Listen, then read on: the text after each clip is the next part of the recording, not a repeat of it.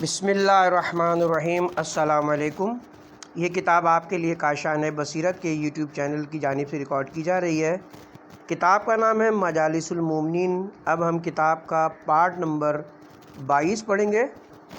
مجلس سوم اکابر شیعہ از اصحاب اکرام، گروہ دوم اصحاب کرام از غیر بنی ہاشم کا بقیہ حصہ۔ عمار کا یقین، صفحہ نمبر 365۔ صاحب استیاب لکھتے ہیں، جنگ صفین میں حضرت عمار نے ہاشم بن عتبہ سے فرمایا، ہاشم آج ہم بہشت عنبر سرشت میں قدم رکھیں گے اور آج ہم جنت میں پیغمبر اکرم اور ان کی جماعت سے ملاقات کریں گے۔ خدا کی قسم اگر ہمارے مخالفین ہمیں مارتے مارتے نخلستان ہجر تک بھی لے جائیں تو بھی ہمیں اس بات کا یقین ہے کہ ہم حق پر اور ہمارے مخالفین باطل پر ہیں۔ اس کے بعد انہوں نے یہ اشعار پڑھے، ہم نے تم سے پہلے تنزیل کے مطابق جنگ کی تھی اور آج ہم تعویل کے مطابق تم سے جنگ کریں گے، اور جنگ میں تمہیں تلواروں کی ایسی ضربیں لگائیں گے کہ کھوپڑیاں گردنوں سے جدا ہو جائیں گی اور دوست کو دوست کی یاد سے غافل کر دیں گی، اور ہم اس وقت تک تلوار چلاتے ہی رہیں گے جب تک حق اپنے مقام پر نہ آ جائے۔ پھر حضرت عمار نے لشکر شام پر حملہ کیا اور شامی فوج کا ایک سالار جس کا نام ابن جز تھا وہ ان کے مقابلے پر آیا۔ حضرت عمار نے شمشیر کے ایک وار سے ابن جز کا سر قلم کر دیا اور اس کے جسم کو ایک بڑے جز سے محروم کر دیا، اور پھر مسلسل جنگ کرتے رہے یہاں تک کہ شامی لشکر کے ہاتھوں شہید ہو گئے، اور آپ کی شہادت سے رسول خدا کی وہ پیشگوئی ثابت ہوئی جو انہوں نے مسجد نبوی کی تعمیر کے وقت ارشاد فرمائی تھی۔ آپ نے فرمایا، مجھے عمار پر رحم آتا ہے، ان قریب تجھے باغی گروہ قتل کرے گا، تو ان کو جنت کی دعوت دے گا اور وہ تجھے دوزخ کی دعوت دیں گے۔ بعض مورخین نے لکھا، جس دن حضرت عمار شہید ہوئے اس دن وہ آسمان کی طرف منہ کیے اور دعا کے لیے ہاتھ اٹھائے یہ کہتے رہے، خدایا اگر مجھے معلوم ہوتا کہ تیری رضا اس میں کہ میں اپنے آپ کو دریائے فرات میں ڈال کر غرق ہو جاؤں تم ایسا ضرور کرتا، اور اگر مجھے معلوم ہوتا کہ تیری رضا اس میں کہ میں اپنی تلوار کو اپنے ہی شکم میں گھونپ کر اپنی زندگی کا خاتمہ کر دوں تو بھی میں ایسا کرنے سے بھی دریغ نہ کرتا، مگر یہ جانتا ہوں کہ تیری رضا اسی میں ہے کہ اس باغی گروہ سے جنگ کی جائے، لہٰذا میں تیری رضا کے حصول کے لیے ان سے جنگ کر رہا ہوں۔ پھر انہوں نے اپنے ساتھیوں سے فرمایا، ہم نے ان لوگوں سے رسول خدا کی معیت میں اس علم کے زیر سایہ 3 بار جنگیں کی تھیں، اور آج بھی اسی علم رسول کے زیر سایہ ان سے جنگ کر رہے ہیں، اور یہ بھی جان لو کہ میں آج شہید ہو جاؤں گا اور میں آج اس فانی جہان کو چھوڑ کر ابدی جان میں پہنچ جاؤں گا، اور تم لوگ اس یقین پر قائم رہنا کہ امیر المومنین ہمارے پیشوا اور رہبر ہیں، اور قیامت کے دن اشرار سے خدا کی عدالت میں جھگڑا کریں گے۔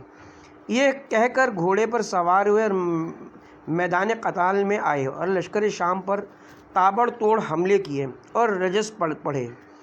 اسی اثنا میں لشکر شام کے گروہ نے ان پر حملہ کیا۔ ایک شامی جس کا نام ابو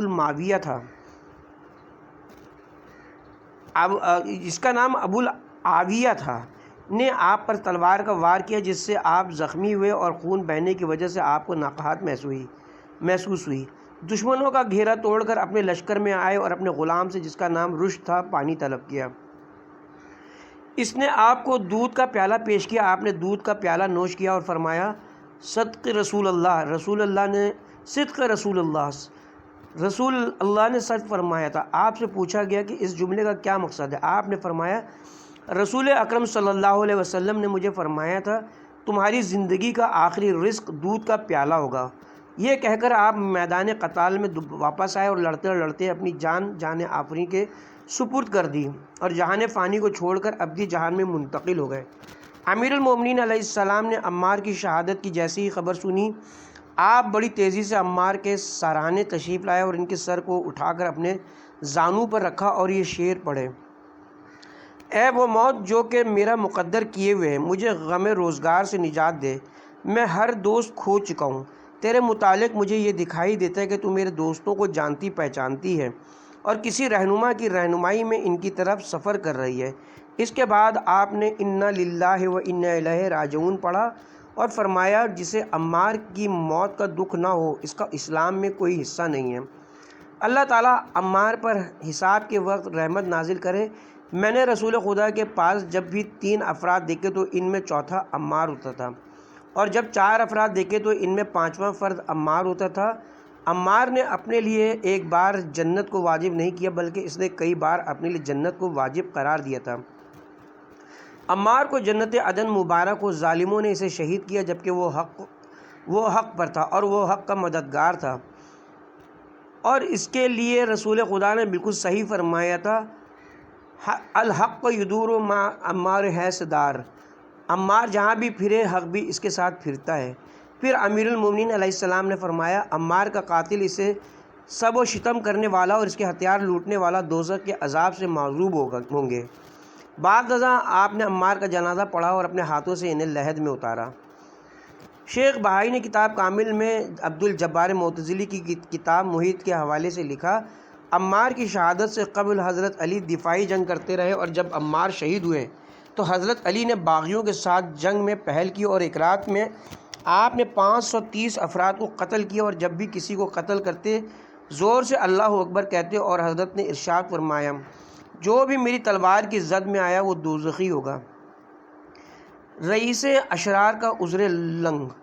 حضرت عمار کی شہادت کے بعد عبداللہ بن عباس لشکر شام کے قریب گئے اور فرمایا لوگوں، رسول خدا نے فرمایا تھا کہ عمار کو باغی اور دوزخی گروہ قتل کرے گا، اور عمار کو تم لوگوں نے قتل کیا ہے۔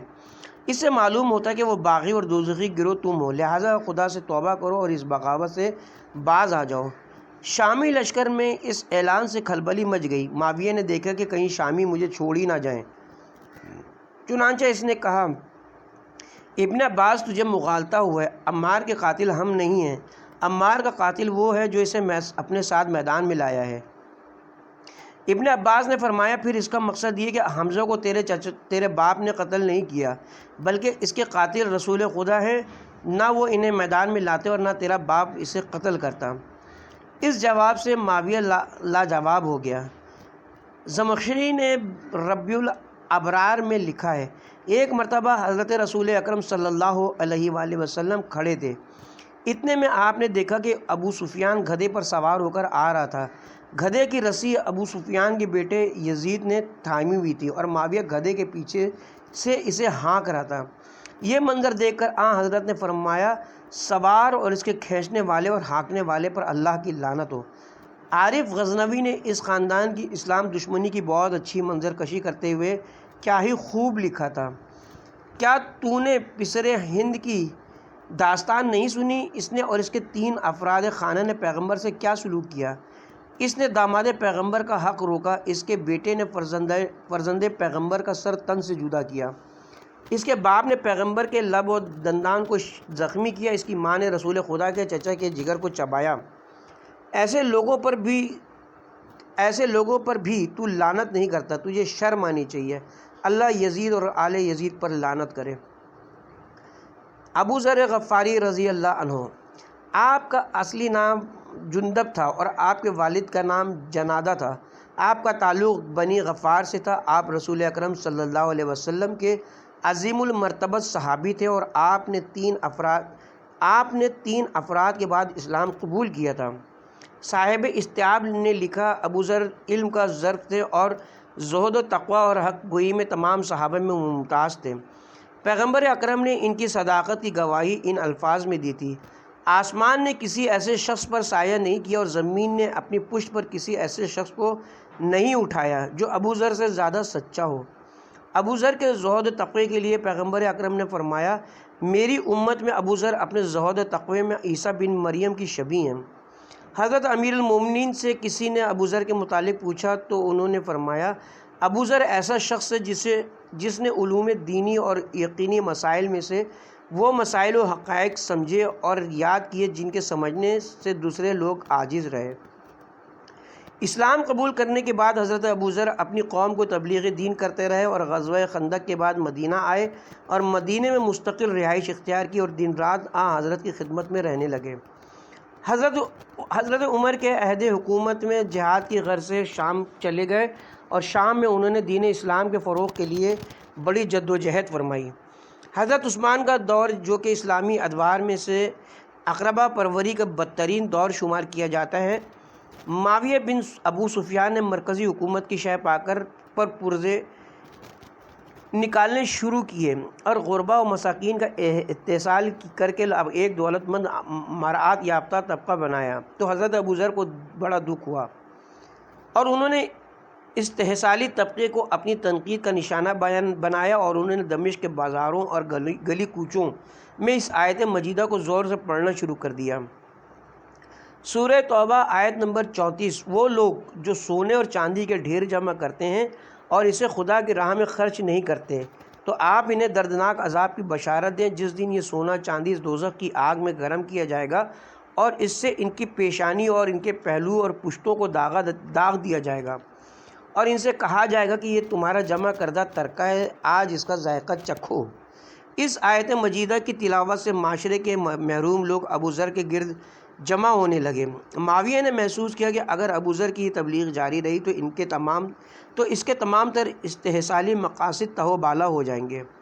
معاویہ نے حضرت عثمان کو خط لکھا، اگر آپ کو ملک شام کی ضرورت ہے تو ابوذر کو کسی دوسرے علاقے میں بھیج دیں، ورنہ وہ اس ملک کے رہنے والوں کے نظریات کو تیرے اور میرے متعلق تبدیل کر دے گا۔ حضرت عثمان نے معاویہ کو لکھا ابوذر کو فی الفور مدینہ بھیج دیا جائے۔ ابوذر کو مجبوراً مدینہ آنا پڑا اور ان کی حضرت عثمان سے گفتگو ہوئی تو انہوں نے اسے کہا کہ آپ کے رشتہ داروں نے امت اسلامیہ کے خون کا آخری قطرہ تک نچوڑنے کا فیصلہ کر لیا ہے، آپ اس روش کو تبدیل کریں ورنہ ہم سمجھیں گے کہ یہ سب کچھ آپ کی وجہ سے اور آپ کی ایما پر کیا جا رہا ہے۔ پھر انہوں نے قرآن مجید کی مذکورہ آیت کو پڑھا۔ مروی ہے کہ ایک مرتبہ حضرت ابوذر نے حضرت عثمان کو کہا، زکوٰۃ دینے والے شخص کو چاہیے کہ اپنی فیاضی اور سخاوت کو صرف اپنے رشتہ داروں تک ہی محدود نہ رکھے۔ کعب الاحبار جو کہ پہلے یہودی تھا اور بعد میں مسلمان ہو گیا تھا، وہ حضرت عثمان کا گہرا دوست تھا۔ اتفاق سے وہ بھی اس وقت موجود تھا۔ اس نے خلافت مآب کی خوشامد کرتے ہوئے کہا، جس نے زکوٰۃ ادا کی تو اس پر سے تمام مالی حقوق و فرائض ساقط ہو گئے۔ اس کی بات سن کر حضرت ابوذر کو غصہ آیا اور انہوں نے اپنا عصا اٹھا کر اس کے سر پر دے مارا اور فرمایا، یہودی عورت کا بیٹا، بھلا اسلام سے تیرا کیا واسطہ ہے؟ خدا کی قسم ابھی تک تیرے دل سے یہودیت نہیں نکلی۔ حضرت عثمان نے لوگوں کو ابوذر سے فتویٰ حاصل کرنے سے روک دیا اور انہیں حکم دیا کہ وہ اپنے اہل و عیال کو ساتھ لے کر ربضہ چلے جائیں، اور اس کے ساتھ ہی انہوں نے یہ حکم صادر کیا کہ کوئی بھی شخص ابوذر کی مشاہد نہ کرے۔ جب حضرت ابوذر کو مدینے سے جلا وطن کیا گیا تو حضرت علی اور عمار یاسر نے ان کی مشاہد کی۔ مروان بن حکم کو ان بزرگواروں کا یہ اقدام پسند نہ آیا۔ اس نے حضرت علی اور عمار سے کہا، آپ دونوں نے خلیفہ کے حکم کی نافرمانی کر کے اچھا نہیں کیا۔ اس پر حضرت علی کو غصہ آیا اور مروان کے اونٹ کو آپ نے تازیانہ رسید کیا اور اسے سخت سست کہا۔ مروان نے حضرت علی کے رویے کی شکایت کی۔ جب حضرت علی اور حضرت عثمان کی ملاقات ہوئی تو حضرت عثمان نے کہا، مروان کو آپ سے شکوہ ہے کہ آپ نے اس کے اونٹ کو تازیانہ مارا ہے۔ حضرت علی نے فرمایا، میرا اونٹ اس وقت تیرے دروازے کے باہر کھڑا ہے، اگر مروان کو قصاص کا اتنا ہی شوق ہے تو اسے کہہ دیں کہ آ کر میرے اونٹ کو ایک تازیانہ مار دے۔ ابوذر بحال پریشان ربضہ لائے گئے۔ یہاں ان کے رہنے کے لیے نہ تو کوئی مکان تھا اور نہ کوئی سہولت میسر تھی۔ ربضہ میں تا حد نظر ریت کے ٹیلوں کے سوا کچھ نہ تھا۔ ان کے بیٹے زر کی وفات ہو گئی اور ابوذر بھی بیمار ہو گئے۔ ایک ننھی بچی کے علاوہ ان کے پاس کوئی نہ تھا۔ اس مایوسی اور تنہائی کے عالم میں بچی کی جدھر بھی نگاہ اٹھتی ریت کے اٹھتے ہوئے بگولے نظر آتے۔ آخر کار بچی مایوس ہو کر باپ کے قریب بیٹھ گئی اور رونے لگی۔ حضرت ابوذر نے فرمایا، پیاری بیٹی، تو کیوں رو رہی ہے؟ بچی نے کہا، ابا جان، سوچ رہی ہوں اگر اس صحرا میں آپ کی وفات ہو گئی تو آپ کو یہاں کفن کون دے گا اور غسل کون دے گا اور آپ کو دفن کون کرے گا، جبکہ میرے پاس تو نہ آپ کو دینے کے لیے کفن تک موجود نہیں ہے۔ حضرت ابوذر نے اپنی بیٹی کو تسلی دیتے ہوئے فرمایا، جانے پدر، تمہیں گھبرانے کی ضرورت نہیں ہے۔ مجھے میرے حبیب نے خبر دی تھی کہ عراق کے حاجیوں کا ایک ٹولہ تجھے غسل و کفن دے گا۔ جب میں مر جاؤں تو تم راستے پر بیٹھ جانا۔ کچھ دیر کے بعد عراق سے عازمین حج کا ایک قافلہ آئے گا۔ ان سے کہنا کہ میں پیغمبر اسلام کے صحابی ابوذر کی بیٹی ہوں، میرے والد کی وفات ہو چکی ہے، تم اسے غسل و کفن دو۔ چنانچہ باپ کی وفات کے بعد مظلوم بچی نے باپ کی وصیت پر عمل کیا اور راستے پر آ کر بیٹھ گئی۔ اتنے میں اہل عراق کے حجاج کا قافلہ وہاں سے گزرا تو بچی نے اپنی داستان مظلومیت انہیں سنائی۔ اس قافلے میں حضرت مالک اشتر بھی موجود تھے۔ وہ اترے اور صحابی پیغمبر کی تجہیز و تکفین کی اور انہیں وہاں دفن کیا اور مظلوم بچی کو اپنے ساتھ لے گئے۔ ابو ذر کی داستان مظلومیت۔ تاریخ اسم کوفی کے ترجمے میں ابو ذر کی داستان مظلومیت یوں بیان کی گئی: جب ابو ذر نے عمار یاسر پر تشدد کی داستان سنی تو وہ شام میں یہ سن کر بےتاب ہو گئے اور انہوں نے سرعام معاویہ عثمان کی بے اعتدالیوں کا تذکرہ شروع کر دیا۔ معاویہ نے ان کے متعلق حضرت عثمان کو اس مضمون کا خط تحریر کیا۔ تقدیم مراسم خدمت کے بعد معاویہ بن صغر کی طرف سے امیر المومنین عثمان کو مطلع کیا جاتا ہے کہ ابو ذر نے یہاں شام میں آپ کی مخالفت پہ کمر کس لی ہے اور لوگوں کے دلوں میں آپ کے خلاف نفرت کا بیج کاشت کر رہا ہے۔ وہ ابو بکر و عمر کی تعریف و توصیف کرتا ہے لیکن آپ پر اور آپ کے اعمال پر سخت تنقید کرتا ہے، اور اس کا شام، مصر اور عراق جیسے کسی بھی حساس علاقے میں رہنا مناسب نہیں ہے، کیونکہ ان تینوں ممالک کے لوگ اہل اطاعت کم اور فتنہ و شر کے زیادہ دل دادہ ہیں۔ اب جو کچھ آپ مجھے حکم صادر فرمائیں گے میں اس پر عمل کروں گا، والسلام۔ جب معاویہ کا ایک خط حضرت عثمان کو ملا تو انہوں نے جواب میں لکھا: تیرا خط مل گیا اور تو نے جو کچھ ابو ذر کے بارے میں لکھا ہے میں نے اس سے آگاہی حاصل کر لی، اور جس وقت بھی تجھے میرا یہ خط موصول ہو تو ابو ذر کو کسی سرکش اونٹ پر سوار کرا کر میرے پاس مدینہ بھیج دے، اور سرکش اونٹ کے ساتھ کسی اکھڑ مزاج شخص کو روانہ کر اور اسے اس ہدایت کر دے کہ وہ تمام راستے کے دوران ابو ذر کو کہیں قیام کرنے اور سونے کی اجازت نہ دے تاکہ اس کے دماغ پر نیند غالب ہو، ہمارا ذکر اس کے دماغ سے فراموش ہو سکے۔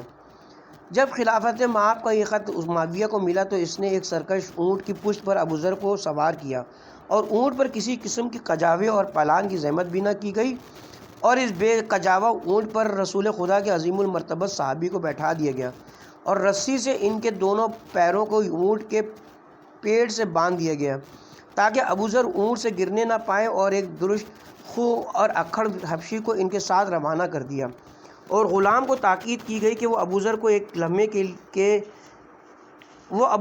لمحے کا بھی آرام نہ کرنے دے۔ غلام نے اس سرکش اونٹ کو پوری تیزی سے دوڑایا۔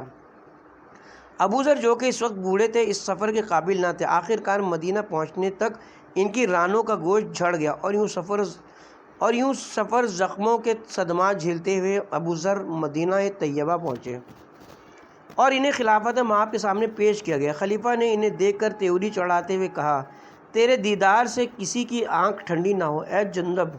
ابو ذر نے نحیف لہجے میں کہا: میرے والد جنادہ نے میرا نام جندب رکھا تھا اور رسول خدا نے میرا نام عبداللہ رکھا تھا۔ حضرت عثمان نے کہا: تو دعویٰ کرتا ہے اور پیغمبر اکرم سے ہماری طرف سے یہ روایت کرتا ہے کہ ہم نے کہا تھا کہ اللہ غریب ہے اور ہم دولت مند ہیں۔ ابو ذر نے کہا: میں نے یہ الفاظ کبھی نہیں کہے، لیکن یہ سن لو کہ رسول خدا صلی اللہ علیہ وسلم نے فرمایا تھا جب ابو العاص کی اولاد 30 تک پہنچ جائے تو وہ اللہ کے مال کو اپنی حکومت و اقبال کا ذریعہ بنائیں گے اور بندگان خدا کو اپنا غلام بنائیں گے اور دین میں خیانت کریں گے۔ پھر کچھ عرصے کے بعد اللہ تعالیٰ اپنے بندوں کو ان کی غلامی سے نجات عطا فرمائے گا۔ حضرت عثمان نے جب یہ سنا تو حاضرین سے پوچھا: کیا تم نے پیغمبر اکرم سے یہ حدیث سنی تھی؟ حاضرین نے کہا: ہم نے یہ بات نہیں سنی تھی۔ حضرت عثمان نے کہا: تو جھوٹ بولتا ہے اور تو خدا اور رسول پر افطرا پردازی کرتا ہے۔ حضرت ابو ذر نے حاضرین سے کہا: کیا تم سمجھتے ہو کہ میں جھوٹ کہہ رہا ہوں؟ حاضرین نے کہا: ہمیں یہ معلوم نہیں کہ تم سچ کہتے ہو یا جھوٹ کہتے ہو۔ حضرت عثمان نے کہا: حضرت علی کو بلاؤ۔ جب حضرت علی علیہ السلام تشریف لائے تو حضرت عثمان نے ان سے کہا: آپ ابو ذر کی روایت سنیں اور بتائیں کہ آپ نے رسول اکرم سے یہ حدیث سنی تھی یا نہیں۔ حضرت علی نے حضرت ابو ذر سے روایت سنی تو انہوں نے فرمایا: عثمان، میں نے رسول اکرم سے یہ حدیث نہیں سنی، لیکن میں تصدیق کرتا ہوں کہ ابو ذر سچے ہیں، کیونکہ میں نے رسول خدا سے ان کے متعلق یہ سنا ہے: آسمان نے کسی ایسے شخص پر سایہ نہیں کیا اور زمین نے کسی ایسے شخص کو اپنی پشت پر نہیں بٹھایا جو ابو ذر سے زیادہ سچا ہو۔ یہ سن کر حاضرین نے کہا: ابو ذر یقیناً سچے ہیں۔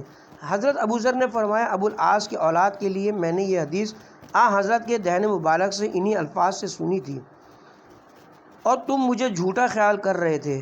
مجھے یہ امید ہرگز نہیں تھی کہ کوئی مسلمان مجھے جھوٹا بھی سمجھے گا.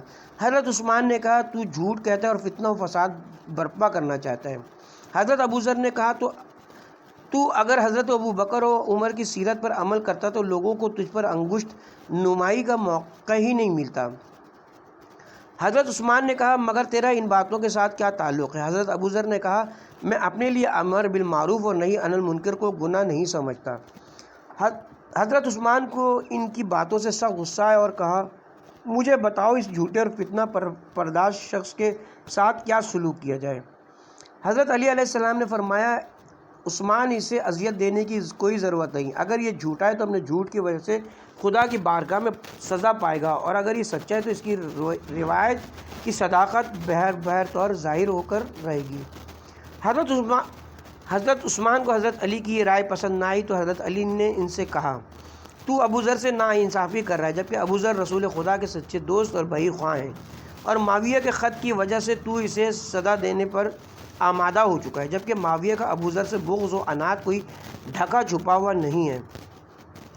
اس وقت حضرت عثمان خاموش ہو گئے. پھر انہوں نے ابو ذر سے کہا تو ہمارے شہر سے باہر چلا جا. حضرت ابو ذر نے کہا میں خود تمہارے نزدیک رہ کر خوشی محسوس نہیں کرتا. اگر تو اجازت دے تو میں شام چلا جاؤں گا. حضرت عثمان نے کہا تجھے ہم نے شام سے تو نکالا ہے اب تجھے شام جانے کی اجازت نہیں دے سکتے. حضرت ابو ذر نے کہا پھر میں عراق چلا جاتا ہوں. حضرت عثمان نے کہا ہرگز نہیں. اہل عراق پہلے ہی میرے اعمال پر نکتہ چینی کرتے رہتے ہیں اور تیرے وہاں جانے سے وہ مزید دلیر ہو جائیں گے. حضرت ابو ذر نے کہا آخر تو مجھے کہاں دھکیلنا چاہتا ہے؟ حضرت عثمان نے کہا تیرے نزدیک سب سے زیادہ ناپسندیدہ جگہ کون سی ہے؟ حضرت ابو ذر نے کہا مجھے ربضہ سب سے زیادہ ناپسند ہے.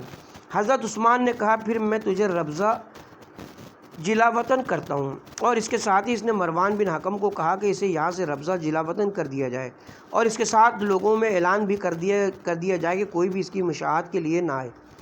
جب لوگوں نے یہ اعلان سنا تو انہیں سخت غصہ آیا اور اچھی خاصی مقدار میں لوگ ابو ذر کو چھوڑنے کے لیے گئے جن میں حضرت علی اور حسنین شریفین اور عبداللہ بن عباس اور عمار یاسر اور مقداد بن اسود پیش تھے. انہوں نے ابو ذر کو الوداع کہا اور انہیں تسلی دی اور صبر اختیار کرنے کا مشورہ دیا. مروان بن حکم نے کہا علی تم نے خلیفہ کے حکم کی نافرمانی کی جبکہ خلیفہ کی طرف سے اعلان ہو چکا تھا کہ کوئی بھی ان کی مشاہدت کے لیے نہ جائے. حضرت علی کو یہ سن کر غصہ آیا اور مروان کے اونٹ کو چابک مار کر کہا فرزند زرقا تیری یہ مجال کہ تو ہمارے عمل پر اعتراض کرے. الغرض حضرت ابو ذر بحال مظلومی و مقوری ربضہ روانہ ہوئے اور مروان بن حکم نے حضرت عثمان کے آگے حضرت علی کے طرز عمل کی شکایت کی. انہوں نے ایک شخص کو بھیج کر حضرت علی کو بلوایا. جب آپ تشریف لائے تو انہوں نے کہا علی مجھے افسوس ہے کہ آپ نے میری ممانعت کے باوجود بھی ابو ذر کی مشاہدت کی. حضرت علی نے کہا آپ کا ہر حکم ہمارے لیے واجب الاطاعت نہیں ہے. حضرت عثمان نے کہا مروان آپ کے طرز عمل سے ناراض ہے. آپ نے اسے برا بھلا کہا اور اس اونٹ کو بھی تازیانہ مارا. آپ مروان کو راضی کریں. حضرت علی نے فرمایا آپ کے دروازے پر میرا اونٹ کھڑا ہوا ہے. اگر مروان اسے چابک مارنا چاہے تو میں اس کی اجازت دیتا ہوں لیکن اگر اس نے مجھے برا بھلا کہنے کی جسارت کی تو پھر اس کا جواب تلوار سے دیا جائے گا. حضرت ابو ذر ربضہ تشریف لے گئے. ربضہ حجاج کے راستے میں پڑتا تھا اسی لیے حجاج بیت اللہ وہاں سے گزرتے ہوئے ان کو تحفے تحائف دیتے تھے مگر حضرت ابو ذر خودداری کی وجہ سے کسی سے کچھ قبول نہ کرتے تھے. حضرت ابو ذر ربضہ کے ریگزار کی سختیوں اور تکالیف زیادہ دیر تک برداشت نہ کر سکے اور جلد ہی انہوں نے داعی اجل کو لبیک کہا. استیاب میں مذکور ہے حضرت ابو دردہ جب شام میں تھے تو مدینہ طیبہ کا ایک رہائشی ان سے ملنے کے لیے آیا تو انہوں نے اس سے پوچھا کہ آپ ابو ذر کو کس حال میں چھوڑا؟ آپ نے ابو ذر کو کس حال میں چھوڑا؟ اس نے کہا ابو ذر کو جلا وطن کر دیا گیا ہے اور انہیں ربضہ کے صحرا میں بھیجا جا چکا ہے. یہ سن کر ابو دردہ نے سخت غم و غصے کا اظہار کیا اور کہا اگر ابو ذر میرے جسم کا حصہ بھی کاٹ دیتے تو بھی میں ان سے جدا ہونا پسند نہ کرتا، کیونکہ میں ان کے متعلق حضرت رسول اکرم سے بہت سی احادیث سن چکا ہوں۔ ابو ذر در مدح اہل بیت۔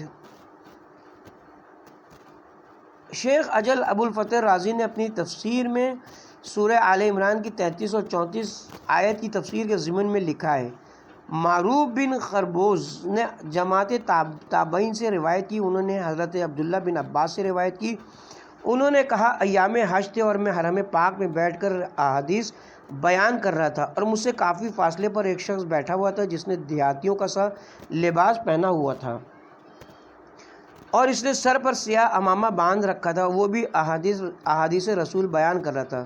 جب وہ احادیث سے فارغ ہوا تو اس نے زور زور سے کہا، لوگوں جو مجھے جانتا ہے سو جانتا ہے اور جو نہیں جانتا تو سن لے، میں جندب بن جنادہ بدری الغفاری ہوں، میں رسول اکرم کا صحابی ہوں، میں نے اسی جگہ جہاں اب میں بیٹھا ہوا ہوں رسول خدا سے یہ سنا تھا، اگر میں نے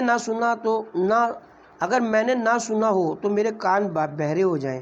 حضرت نے یہ آیت تلاوت فرمائی، سورہ آل عمران آیت نمبر 33 اور 34۔ اللہ نے آدم اور نوح اور آل ابراہیم اور آل عمران کو تمام جہانوں میں سے منتخب کیا۔ یہ ایک نسل ہے جس میں ایک سلسلے کا ہے، جس میں ایک کا سلسلہ ایک سے ہے، اور اللہ سننے والا اور جاننے والا ہے۔ اللہ تعالیٰ نے ذریت نوح اور آل ابراہیم اور نسل اسماعیل اور محمد کی ہادی اور طاہر ذریت کو منتخب کیا ہے، اور علی صدیق اکبر ہیں۔ پھر حضرت ابو ذر نے کہا، اپنے نبی کے بعد حیران و سرگرداں ہونے والی امت، اگر تم اسے مقدم کرتے جسے خدا و رسول نے مقدم کیا تھا، اور اسے مؤخر رکھتے جسے خدا و رسول نے مؤخر رکھا تھا، تو اللہ کا کوئی دوست کبھی محتاج نہ ہوتا، اور خدا کی راہ میں چلایا جانے والا کوئی بھی تیر خطا نہ ہوتا، اور پیغمبر کے بعد امت میں کسی طرح کا کوئی اختلاف پیدا نہ ہوتا، اور اگر کبھی اختلاف بھی ہوتا تو بھی اس کا حل اہل بیت کے پاس موجود ہوتا۔ اب جو کچھ تم نے کیا ہے اس کے وبال کا ذائقہ چکھو، اور عنقریب ظالموں کو معلوم ہو جائے گا کہ وہ کس جگہ پلٹا دیے جائیں گے۔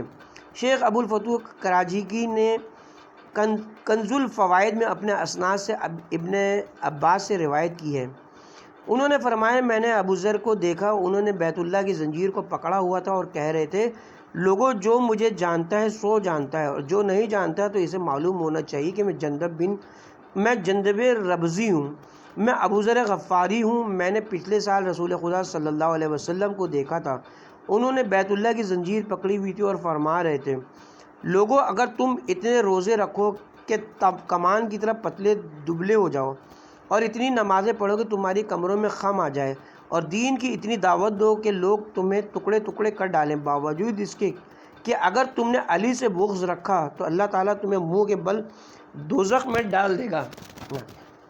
پھر حضرت نے حضرت علی علیہ السلام سے فرمایا کہ علی اٹھو اور اپنا ہاتھ میرے ہاتھ میں دو۔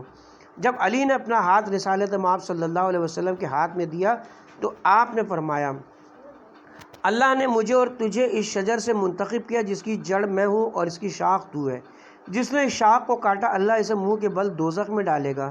علی مسلمانوں کا سردار اور پرہیزگاروں کا امام ہے، علی پیمان شکن اور دین سے نکلنے والوں اور منکرین کو قتل کرے گا۔ علی کو مجھ سے وہی نسبت حاصل ہے جو ہارون کو موسیٰ سے حاصل تھی، مگر میرے بعد کوئی نبی نہیں آئے گا۔ صحابی برید بن حسین اسلمی، آپ رسول خدا صلی اللہ علیہ وسلم کے مخلص صحابہ میں سے تھے۔ علامہ ہلی رحمۃ اللہ علیہ نے اپنی کتاب خلاصۃ الاقوال فی اسماء الرجال میں ان کے متعلق لکھا، برید بن حسین اسلمی امیر المومنین علیہ السلام کے خواص شیعہ میں سے تھے، اور وہ مقبول گروہ کے فرد تھے، اور جن لوگوں نے امیر المومنین کی طرف رجوع کیا تھا ان میں یہ پیش تھے، اور ان کے ساتھ برا بن مالک بھی تھے۔ روضۃ الصفا کے مؤلف نے مولف غنیہ سے نقل کرتے ہوئے لکھا، جب برید بن حسین نے حضرت صلی اللہ علیہ وسلم کی وفات کی خبر سنی تو انہوں نے ایک علم تشکیل دیا، اور وہ علم امیر المومنین کا در اثر پر نصب کیا۔ یہ واقعہ سن کر حضرت عمر ان کے پاس آئے اور ان سے کہا لوگوں نے ابو بکر کی بیعت پر اتفاق کر لیا ہے اور کسی نے ان کی مخالفت نہیں کی، تو کیوں مخالفت کر رہا ہے؟ انہوں نے کہا لوگ کچھ بھی کرتے پھریں، مجھے اس سے کوئی سروکار نہیں ہے، میں اس گھر کے مالک کے علاوہ کسی کی بیعت نہیں کروں گا۔ پھر ثقیفائی حکومت کے خیرخواہ ان کے پاس گئے اور انہیں سمجھا بجھا کر گھر روانہ کر دیا۔ انہوں نے امیر المومنین کی خلافت ظاہرہ میں آپ کی دل و جان سے مدد کی تھی اور وہ جنگ صفین میں شریک تھے۔ جہاد کی غرض سے انہوں نے مرو کا رخ کیا اور مرو میں ہی ان کی وفات واقع ہوئی۔ خالد بن سعید بن عاص بن امیہ قرشی اموی، ان کی کنیت ابو سعید تھی اور وہ سابقین اولین میں سے تھے۔ وہ حضرت ابو بکر سے بھی پہلے اسلام لائے تھے، بلکہ ان کے خواب کی وجہ سے حضرت ابو بکر نے اسلام قبول کیا تھا۔ انہوں نے خواب میں دیکھا بڑے زور کی آگ ہے اور ان کے والد انہیں اس میں دھکا دینا چاہتے ہیں کہ اچانک رسول خدا صلی اللہ علیہ وآلہ وسلم نمودار ہوئے اور ان کے گریبان کو پکڑ کر اپنی طرف کھینچ لیا اور فرمایا اگر آگ سے بچنا چاہتے ہو تو میری طرف آ جاؤ۔ اس خواب کے دیکھنے سے خالد سراسیمہ ہو گئے اور انہیں یقین ہو گیا کہ یہ خواب بالکل سچا ہے، اور انہوں نے رسالت مآب صلی اللہ علیہ وآلہ وسلم کی خدمت میں حاضر ہونے کا فیصلہ کیا۔ چنانچہ جب وہ اپنے گھر سے حضرت کے گھر کی طرف آتے ہوئے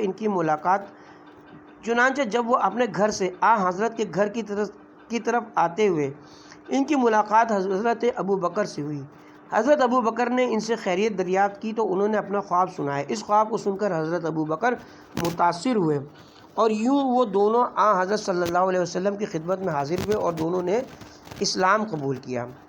اصحابہ اور اسعد الغابہ میں مرقوم ہے، جب خالد کے والد نے اپنے بیٹے کے مسلمان ہونے کی خبر سنی تو اس نے اسے اپنے پاس بلایا اور اسے سخت سزا دی اور اپنے گھر سے نکال دیا اور دوسرے بیٹوں کو حکم دیا کہ وہ خالد سے کسی طرح کا تعلق نہ رکھیں۔ خالد نے اپنے والد سے کہا ابا جان، جس خدا نے مجھے راہ حق کی ہدایت دی ہے وہ مجھے رزق بھی ضرور دے گا۔ پھر وہ حضرت کی خدمت میں رہنے لگے اور ایک عرصے تک حضرت کے در دولت سے روٹی کھاتے رہے۔ جب مہاجرین کا ایک گروہ حبشہ جانے لگا تو خالد بھی اپنی بیوی امیمہ بنت خالد خزائی کو ساتھ لے کر اس گروہ میں شامل ہوئے اور حبشہ چلے گئے۔ سرزمین حبشہ کے قیام کے دوران اللہ نے انہیں ایک بیٹا اور ایک بیٹی عطا کی۔ خالد کے دوسرے بھائی عمرو بن سعید نے بھی اسلام قبول کر لیا تھا اور وہ بھی حبشہ میں چلے آئے تھے۔ یہ دونوں بھائی حضرت جعفر طیار کے قافلے میں شامل ہو کر فتح خیبر کے دن حضرت کی خدمت میں حاضر ہوئے اور فتح مکہ اور جنگ حنین اور تبوک و طائف میں شریک رہے۔ حضرت رسول اکرم صلی اللہ علیہ وسلم نے خالد کو یمن کے صدقات کا عامل مقرر کیا اور عمروں کو تیمہ و خیبر کے صدقات اور ان کے ایک اور بھائی آبان کو بحرین کے صدقات اور ان کے ایک اور بھائی کو ارنیہ کے صدقات کا عامل مقرر کیا۔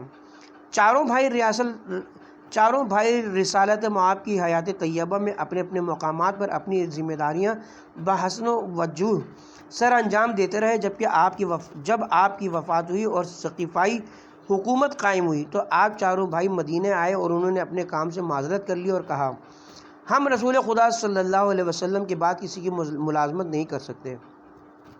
مذکورہ چاروں بھائیوں نے حضرت ابوبکر کی بیعت نہیں کی تھی اور حضرت امیر المومنین کی خلافت کے متمنی تھے، اور انہوں نے حضرت علی کے پاس یہ جملے کہے بنی ہاشم تم طویل اور طیب ثمر دینے والے شجر ہو اور ہم تمہارے پیروکار ہیں۔ اس کے ساتھ ہی یہاں پہ پارٹ نمبر 22 کا اختتام کرتے ہیں۔